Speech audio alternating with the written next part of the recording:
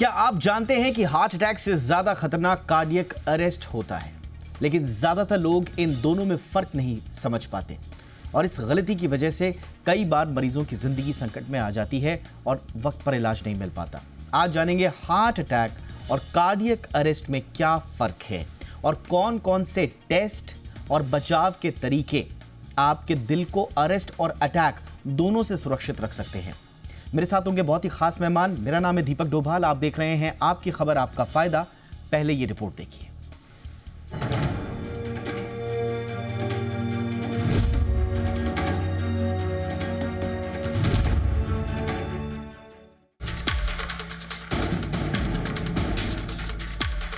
आज की तेज रफ्तार जिंदगी में हार्ट अटैक और कार्डियक अरेस्ट जैसे हार्ट डिजीज तेजी से बढ़ रहे हैं। अक्सर लोग इन दोनों मेडिकल कंडीशंस को एक ही समझ लेते हैं, लेकिन सच ये है कि ये दोनों स्थितियां एक दूसरे से बिल्कुल अलग हैं। सही जानकारी और जरूरी कदम न केवल किसी की जान बचा सकते हैं, बल्कि भविष्य में गंभीर हार्ट समस्याओं से बचाव में भी मदद कर सकते हैं। हार्ट अटैक, जिसे मायोकार्डियल इंफार्क्शन कहा जाता है, तब होता है जब हार्ट की मांसपेशियों तक खून पहुंचाने वाली कोरोनरी आर्टरीज किसी कारणवश ब्लॉक हो जाती हैं। ये ब्लॉकेज आमतौर पर फैटी डिपॉजिट्स, कोलेस्ट्रॉल और कई दूसरे कारणों से बनता है, जिसे प्लेक कहा जाता है। जब ब्लड फ्लो रुक जाता है तो हार्ट सेल्स को जरूरी ऑक्सीजन नहीं मिलती और धीरे धीरे वे डैमेज होने लगती हैं। इस स्थिति में मरीज अक्सर होश में रहता है और कुछ विशेष लक्षण महसूस करता है, जैसे सीने में तेज दर्द या दबाव महसूस होना, जो अक्सर लेफ्ट साइड गर्दन, जबड़े या पीठ तक फैल सकता है। सांस लेने में तकलीफ महसूस होने लगती है, बिना किसी कारण के पसीना आने लगता है, अचानक ज्यादा थकान महसूस होती है, मतली आना और चक्कर महसूस होता है। अगर समय पर इलाज न मिले तो हार्ट अटैक कार्डियक अरेस्ट में बदल सकता है, जो जानलेवा हो सकता है। कार्डियक अरेस्ट एक गंभीर मेडिकल इमरजेंसी है जिसमें हार्ट अचानक धड़कना बंद कर देता है। ये आमतौर पर तब होता है जब हार्ट की इलेक्ट्रिकल एक्टिविटी में गड़बड़ी आती है, जिसे एरिथमिया कहा जाता है। इस स्थिति में ब्लड सर्कुलेशन पूरी तरह से रुक जाता है और व्यक्ति बेहोश हो जाता है। कार्डियक अरेस्ट का एक बड़ा कारण जो कार्डियक अरेस्ट को ट्रिगर कर सकता है वो है इलेक्ट्रोलाइट इम्बैलेंस, यानी शरीर में पोटेशियम, सोडियम और अन्य मिनरल्स का संतुलन बिगड़ जाता है। ये जन्मजात हार्ट डिजीज भी हो सकता है। दवाओं या जहरीले केमिकल के प्रभाव से भी कार्डियक अरेस्ट आ सकता है। अब कार्डियक अरेस्ट के लक्षण भी जान लीजिए।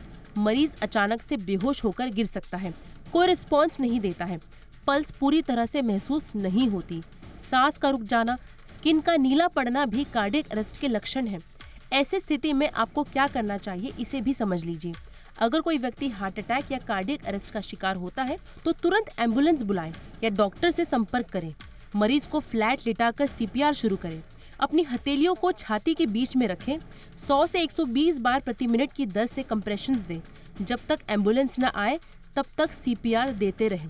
हार्ट अटैक और कार्डियक अरेस्ट दोनों गंभीर मेडिकल कंडीशन हैं, लेकिन समय पर सही कदम उठाने से जान बचाई जा सकती है। हेल्दी लाइफस्टाइल अपनाकर, रेगुलर चेकअप्स कराकर और सही जानकारी रखकर इन जोखिमों को कम किया जा सकता है। ब्यूरो रिपोर्ट, जी मीडिया। स्वागत करते हैं खास मेहमानों का। आज हमारे साथ जुड़ रहे हैं बहुत ही खास मेहमान। सबसे पहले स्वागत करते हैं डॉक्टर सुधीर कुमार का। सीनियर न्यूरोलॉजिस्ट है अपोलो हॉस्पिटल हैदराबाद से, और डॉक्टर सुधीर कुमार के एक एक्स यानी कि ट्विटर के थ्रेड ने काफ़ी जागरूकता भी फैलाई है और इसीलिए आज हमने उनको अपने शो पे आमंत्रित भी किया है। थैंक यू सर, वक्त निकालने के लिए बहुत बहुत स्वागत है आपका। हमारे साथ हैं डॉक्टर प्रवीण काहले साहब, जो कि सीनियर कार्डियोलॉजिस्ट हैं कोकिलाबेन हॉस्पिटल के और हार्ट मामलों में आप जाने माने जानकार हैं। डॉक्टर काहले, गुड इवनिंग सर, बहुत बहुत स्वागत है आपका शो पे। हमारे साथ हैं डॉक्टर नित्यानंद त्रिपाठी, एचओडी है कार्डियोलॉजी फोर्टिस हॉस्पिटल से, और आप भी हार्ट के मामलों में जाने माने जानकार हैं। Doctor Tripathi, good evening sir, बहुत बहुत स्वागत है आपका शो पे। चर्चा की शुरुआत डॉक्टर सुधीर कुमार सर आपसे ही करेंगे, और जैसा मैंने कहा कि ट्विटर पर आपके थ्रेड ने काफ़ी जानकारी, जागरूकता और क्यूरोसिटी भी पैदा की है लोगों में। तो थोड़ा आप ही से आपकी भाषा में सर, आम लोगों के लिए आप कैसे समझाएंगे cardiac arrest versus heart attack? Thank you, धन्यवाद दीपक जी। और ये बहुत ही इम्पोर्टेंट टॉपिक है, इसलिए क्योंकि अगर हम देखें तो सबसे कॉमन कॉज ऑफ डेथ मतलब हार्ट की बीमारियां होती है, और उसमें कार्डियक अरेस्ट और हार्ट अटैक दोनों बहुत ही जरूरी है, और इसके बारे में बहुत लोगों में कन्फ्यूजन भी है। तो इसे हमें ये कन्फ्यूजन को दूर करना चाहिए। और जैसा आपकी रिपोर्ट में आपने बताया कि ये कार्डियक अरेस्ट पे क्या होता है, जो हार्ट या जो दिल है वो धड़कना बंद कर देता है।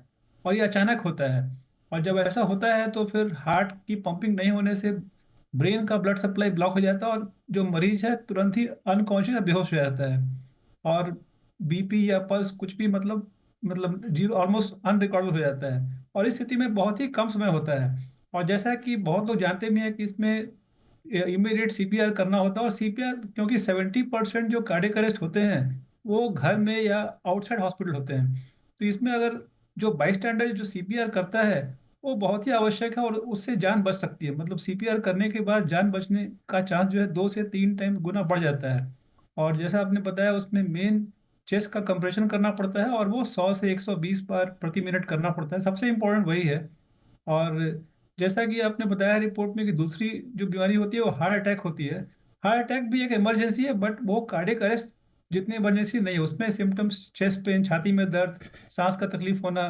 और वहाँ पे क्या है, हार्ट जो हार्ट मतलब बीटिंग कंटिन्यू रहती है, तो ब्रेन का ब्लड सप्लाई नॉर्मल नॉर्मल रहता है, तो उसमें मरीज अनकॉन्शियस या बेहोश नहीं होता है।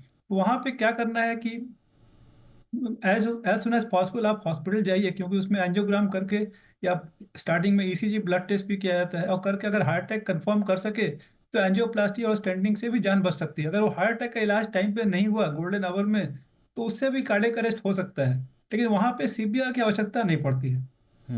ऑल राइट सर, यानी कि आम भाषा में अगर हम समझें तो कार्डियक अरेस्ट दरअसल हार्ट में अन्य वजहों से जो उसमें प्रॉब्लम आ जाती है डायरेक्ट, और हार्ट अटैक में lead to cardiac arrest later, और अगर समय पर केयर नहीं मिला, और जिसको गोल्डन आवर भी कहा जाता है।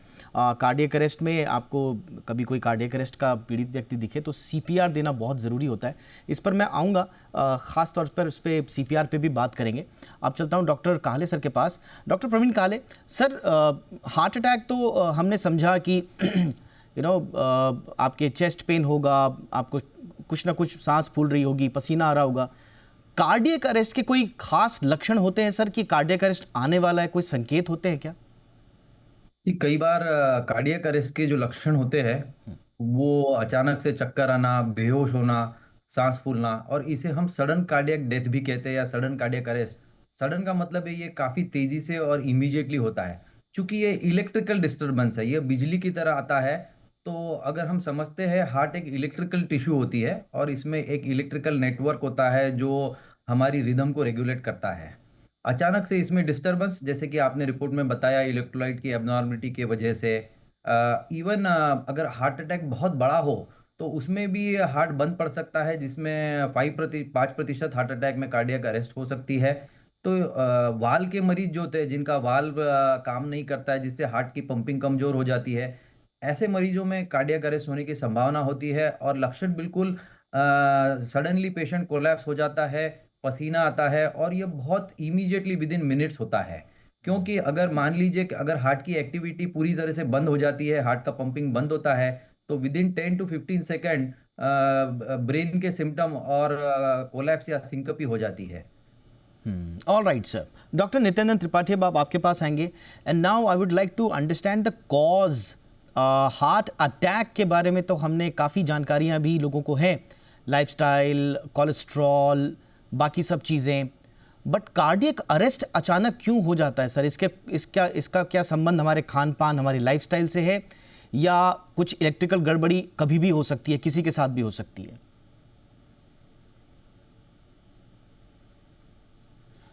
जी सर, बेसिकली जो कार्डियक अरेस्ट है ये हार्ट में किसी भी इलेक्ट्रिकल एबनॉर्मलिटी की वजह से हो सकती है। जैसे जब हार्ट अटैक होता है, जो कि मोस्ट फ्रिक्वेंट कॉज है कार्डियक अरेस्ट का, उसमें हार्ट का एक पोर्शन में ब्लड सप्लाई रुक जाती है, जिससे कार्डियक इलेक्ट्रिकल इनहोमोजेनिटी हो जाती है नॉर्मल सेगमेंट में और जिस सेगमेंट में इन्फाक्ट हो रहा है, और वहाँ से हार्ट बहुत जल्दी जल्दी चलने लगता है, इम्पल्सेस बहुत तेज़ फायर होते हैं, जिसको VTVF बोलते हैं। VTVF में हार्ट ऑलमोस्ट 250 से 300 के रेट पे चलता है। 250-300 का रेट का मतलब ये हो गया कि हार्ट में ब्लड भरने का कोई समय ही नहीं मिलता है, and it is equivalent to like cardiac standstill, मतलब कि हार्ट से बाहर कुछ भी नहीं निकल रहा है। ऐसे सिचुएशन में अगर CPR नहीं मिला, अगर कार्डियक डिफिब्रिलेशन नहीं हुआ, तो पेशेंट एक्सपायर कर जाते हैं। समटाइम्स आपने सुना होगा कि पेशेंट बेहोश हुआ और इमीडिएटली ठीक हो गया, उठ के बैठ गया। ऐसे भी होता है कि ये जो VTVF होते हैं टर्मिनेट हो जाते हैं या आदमी गिरता है तो सीने पर जोर का झटका लग जाता है जिसकी वजह से टर्मिनेट हो जाते हैं। समटाइम्स सीने पर जोर से मुक्का मारने से भी थंप वर्जन बोलते हैं इसको, उससे भी टर्मिनेट हो जाता है और आदमी को होश आ जाता है। लेकिन सिर्फ इसके भरोसे नहीं रहना चाहिए। अगर एक मुक्के में 2 मुक्के में नहीं रिवर्ट हुआ तो CPR स्टार्ट कर लेना चाहिए। दूसरी चीज़ें हैं जैसे कि जिन लोगों का हार्ट का फंक्शन कम है, EF कम है 30% से, ऐसे लोगों में अगर पोटेशियम कम हो जाता है तो हार्ट में VTVF के चांसेस काफ़ी बढ़ जाते हैं और सडन डेथ हो जाती है। लाइकवाइज लॉन्ग क्यूटी सिंड्रोम होता है जो कि वो कंजेनाइटल होता है, एक हमारे चैनल्स सोडियम पोटेशियम चैनल्स की एबनॉर्मेलिटी है। तो आपने सुना होगा कि बहुत छोटे से बच्चे में भी दौड़ते दौड़ते एक्सरसाइज करते खेलते खेलते वो एक्सपायर कर गया। तो इस तरीके की चीज़ें कार्डियक अरेस्ट ही होती हैं। इसके अलावा और भी दूसरे कंडीशंस होते हैं जैसे कि किसी को कार्डियक ब्रेडिकार्डिया हो गया तो सीवियर ब्रेडिकार्डिया में हार्ट बहुत धीमे चलता है और ऐसे सिचुएशन में भी लोग बेहोश हो सकते हैं। ओके, कुछ इंपॉर्टेंट कारण है लेकिन मोस्ट इम्पॉर्टेंट कारण हार्ट अटैक है जिसकी वजह से होता है। ऑल राइट सर, बिल्कुल सर। और जैसा आपने कहा कि ज़्यादातर क्योंकि कार्डियक अरेस्ट के मामले हार्ट अटैक के बाद होते हैं, इसीलिए बहुत ध्यान रखने की आवश्यकता होती है। लेकिन डॉक्टर सुधीर कुमार, आजकल हम देख रहे हैं कि जैसा कि सर ने भी अभी मेंशन किया कि छोटे छोटे बच्चे खेलते खेलते एकदम अचानक बेहोश होते हैं और फिर कई मामलों में तो हमने देखा कि बच्चे, बड़े, बूढ़े, जवान जिनका फिज़िकल फिटनेस का पूरा अच्छा खासा इतिहास होता है, अच्छा खासा ट्रैक रिकॉर्ड होता है फिज़िकल एक्टिविटीज़ का, फिटनेस का, वो भी सडनली कार्डियक अरेस्ट की वजह से उनको गुजर जाते हैं। क्या होता है ऐसा जिस पे वो ध्यान नहीं दे रहे हैं? क्या वो कोई सिम्टम्स इग्नोर करते हैं? क्या वो कोई जिसको आप इलेक्ट्रिकल एबनॉर्मलिटी बोल रहे हैं हार्ट के अंदर, वो किन किन चीज़ों से होती हैं जिसको इग्नोर करते हैं ताकि वो इस स्टेज पर ना आ पाए सर? ये बहुत ही इंपॉर्टेंट है। ये कार्डियक अरेस्ट की बीमारी किसी भी एज में हो सकती है जैसा आपने बताया। और इसमें अगर हम देखें यंग बच्चों में या फिर एडोलेसेंट्स या यंग अडल्ट जिसका की उम्र 35 साल से कम है तो उसमें एक बीमारी होती है हाइपरट्रॉफिक कार्डियोमायोपैथी। वो बीमारी जो उसमें सिम्टम्स इनिशियली कुछ नहीं भी हो सकते हैं जैसे, और कभी कभी पैल्पिटेशन, दिल की धड़कन तेज हो जाना, या फिर कुछ एक्सरसाइज कर रहे हो या दौड़ने के बाद धड़कन बढ़ जाना, तो कुछ माइनर सिम्टम्स हो सकते हैं या कुछ एंग्जाइटी के सिम्टम्स हो सकते हैं। और लेकिन उसे हम एक इकोकार्डियोग्राम से उसके बारे में हम डायग्नोसिस कर सकते हैं। तो ये यंग बच्चों में एक ये कारण है। और दूसरा जो कंजेनिटल हार्ट डिजीज होते हैं, तो बहुत बार क्या होता है हार्ट की बीमारियां जन्मजात होती हैं, जैसे कुछ मतलब होल हुआ या फिर वाल्व डिजीज हुए, तो कितनी बार सिम्टम्स माइल्ड रहता है और वो भी एक कारण कार्डियक अरेस्ट का बन सकता है बच्चों में। और वही अगर हम बड़ों में देखें मोर देन 35 या मोर देन 40 ईयर्स, तो जो ट्रेडिशनल रिस्क फैक्टर्स होते हैं हार्ट डिजीज, हार्ट अटैक के, जैसे high cholesterol, diabetes, high blood pressure, smoking, तो ये प्रेवलेंस है। और family history, positive family history से भी ये हार्ट अटैक का चांसेस बढ़ता है। और हार्ट अटैक से ही वो कार्डियक अरेस्ट का चांसेस मतलब ओल्डर लोगों में होता है। और जैसा आपने बताया ये काफ़ी फिट लोगों में भी ऐसा हो सकता है, क्योंकि देखिए ये फिटनेस से हम बहुत सारे रिस्क फैक्टर्स कम कर सकते हैं लेकिन वो जीरो पे नहीं जाता है। और किसी की अगर स्ट्रॉन्ग फैमिली हिस्ट्री है तो वो काफ़ी एक्सरसाइज करने के बाद फैमिली हिस्ट्री से ही वो रिस्क फैक्टर्स होता है हार्ट अटैक होने का भी। तो उसके लिए ज़रूरी है कि ये रेगुलर जो सालाना चेकअप होता है तो सारी चीज़ों का, जैसे ब्लड प्रेशर, डायबिटीज़, कोलेस्ट्रॉल, ये सारा साल में एक बार चेक कराया जाए। और बच्चों में खासकर अगर कुछ ऐसा दिल की धड़कन बढ़ती है कुछ सेकंड्स के लिए, कुछ मिनट्स के लिए, तो इकोकार्डियोग्राम करा के और ये हार्ट की डिजीज़ को रूल आउट किया जा सकता है। All right sir. तो अगर बच्चा, अगर आपको बच्चा या कोई भी अगर ऐसा दिखे कि हार्ट की बहुत बेसिक चीज़ बताई सर ने कि धड़कनें अगर बढ़ जाती हैं या धीमी हो जाती हैं, एबनॉर्मल है, बिना किसी एफर्ट के धड़कनों में उतार या चढ़ाव आ रहा है, अरिदमिया हो रहा है, तो आप डॉक्टर से चेकअप ज़रूर कराएं और जो भी पॉसिबिलिटीज़ हैं उनको रूल आउट करें। एक छोटे से ब्रेक के लिए मैं रुक रहा हूँ। ब्रेक के उस पार हम थोड़ा और समझेंगे कि वो कौन कौन से टेस्ट हो सकते हैं और वो कौन कौन से लाइफस्टाइल चेंजेस हो सकते हैं, क्योंकि हार्ट अटैक के बारे में जो कॉमन जो हाई ब्लड प्रेशर हो गया, लाइफस्टाइल चेंजेस हो गया, नींद हो गया, डाइट हो गया, एक्सरसाइज हो गई, लेकिन सडन कार्डियक अरेस्ट या फिर हार्ट अटैक के केसेस में कार्डियक अरेस्ट के चांसेस कम से कम हों, इसके लिए कौन सी तैयारियां पहले ही कर लेनी चाहिए, इस पर मैं और विस्तार से बातचीत करूंगा मेरे मेहमानों के साथ। देखते रहिए आपकी खबर आपका फायदा।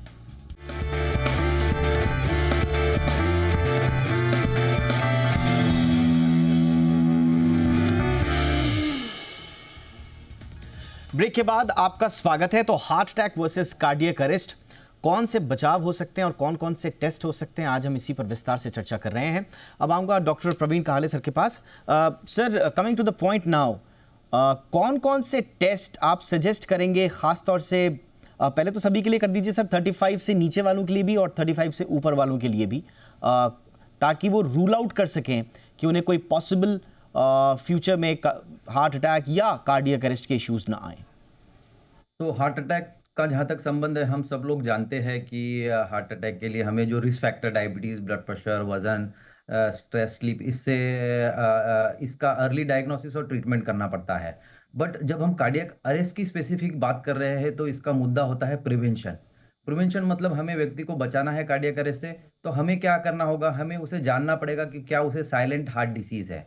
तो स्पेशली जब हम अंडर 35 कहते हैं, तो यह स्पोर्ट्स कार्डियोलॉजी में काफ़ी अच्छी तरीके से स्क्रीनिंग प्रोग्राम किए जाते हैं, जिससे काफ़ी जानों को बचाया जाता है। इसका मतलब क्या होता है, स्पोर्ट्स कार्डियोलॉजी का मतलब है जो डॉक्टर्स लोग उन लोगों का ट्रीटमेंट कर रहे हैं जो हेवी स्पोर्ट्स लाइक फुटबॉल वगैरह खेलते हैं, इनमें ईयरली ईसीजी किया जाता है। इसे हम ईसीजी स्क्रीनिंग प्रोग्राम कहते हैं। और इसमें कई सारी असिम्टोमेटिक, मतलब जिससे कोई बीमार सिम्टम नहीं थे, ऐसी एबनॉर्मलिटी पकड़ी जाती है, जिससे हाइपोट्रोपिक कार्डियोमायोपैथी, जिससे हार्ट मसल की डिसीज, हार्ट के इलेक्ट्रिकल चैनल की डिसीज, ऐसे का अर्ली डिटेक्शन किया जाता है।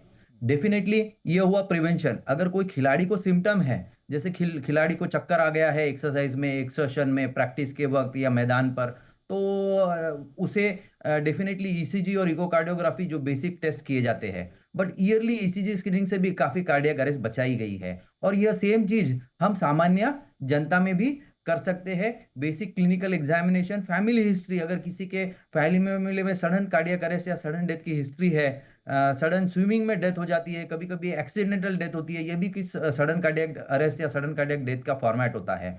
तो यह हुआ prevention and detection of silent disease.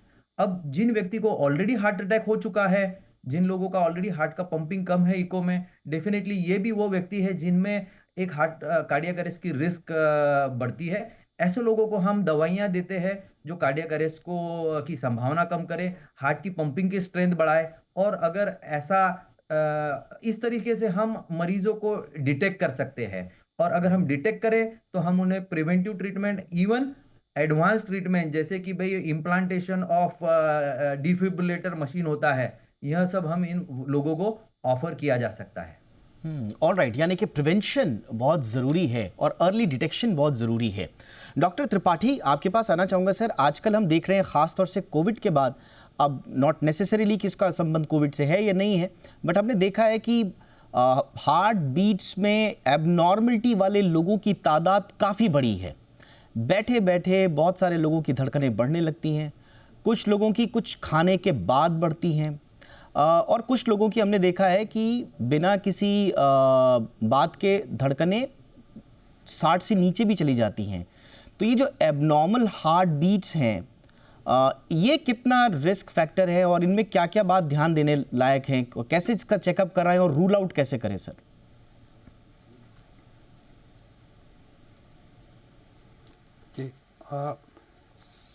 दो चीज़ें हो सकती हैं। हार्ट रेट कम हो सकता है या ज़्यादा हो सकता है। हार्ट रेट कम नॉर्मली भी हो सकता है अगर कोई एथलीट है, कोई अगर एक्सरसाइज ज़्यादा करता है और वेल ट्रेंड है। ऐसे सिचुएशन में हार्ट की कैपेसिटी बढ़ाने के लिए, हार्ट के पास रिजर्व बढ़ाने के लिए हार्ट रेट कम हो जाता है, और जैसे जैसे एक्सरसाइज होता है हार्ट रेट बढ़ करके उसको कंप्लीट करता है। नॉर्मल पर्सन की हार्ट बीट 50 से 100 रहती है। अगर 100 के ऊपर कंसिस्टेंट टेकीकार्डिया रहता है तो हार्ट के मसल्स कमज़ोर हो जाते हैं। इसको टेकीकार्डियोमायोपैथी बोलते हैं। कब हम बोलते हैं कि हार्ट एबनॉर्मल और हार्ट रेट ज़्यादा आ रहा है? जब आप कोई एक्सरसाइज नहीं कर रहे हैं, जब कोई आपने चाय कॉफ़ी या ड्रिंक नहीं लिया है, जब आप आराम से बैठे हैं और रिलैक्स कर रहे हैं। इसको जानने के लिए होल्टर या एक्सटर्नल लूप रिकॉर्डर्स होते हैं जिनको लगाते हैं, जो 24 घंटे से लेकर के इवन 15 डेज तक के हार्ट का बिहेवियर बताते हैं। खाने पीने में पर्टिकुलरली जो लोग कॉफ़ी ज़्यादा पीते हैं, अल्कोहल ज़्यादा लेते हैं, अल्कोहल से एट्रियल फिब्रिलेशन और एट्रियल टैकीकार्डियाज फ्रिक्वेंटली हो जाते हैं।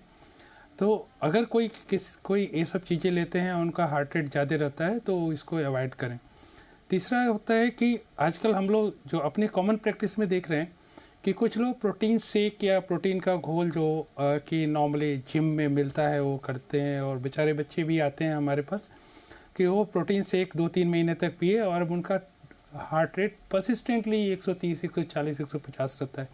हमें कंपोजिशन नहीं पता, लेकिन इसमें सतर्क रहने की ज़रूरत है। जो कंपोजिशन नहीं पता है उसको ना पिए ना लें। और जैसे कि डॉक्टर साहब ने बताया कि रेगुलर कार्डियक स्क्रीनिंग प्रोग्राम ज़रूरी है, जिसमें आपका हार्ट का स्ट्रक्चरल डिजीज जानने के लिए इकोकार्डियोग्राम और फंक्शनल कैपेसिटी जानने के लिए ट्रेडमिल टेस्ट, कोई अंदर ब्लॉकेज है या नहीं है इसका इनडायरेक्ट टेस्ट है ट्रेडमिल टेस्ट। इसके साथ साथ ब्लड के ढेर सारे इन्वेस्टिगेशंस होते हैं जो पैरामीटर्स होते हैं इंडिकेट करते हैं कि अंदर ब्लॉकेज के चांसेस हैं या नहीं है, या अंदर कुछ और टैकीकार्डिया के ध्यान में रखनी है। ये सर बहुत अच्छे से आपने विस्तार से समझाया। Doctor Sudhir Kumar, your closing remarks sir.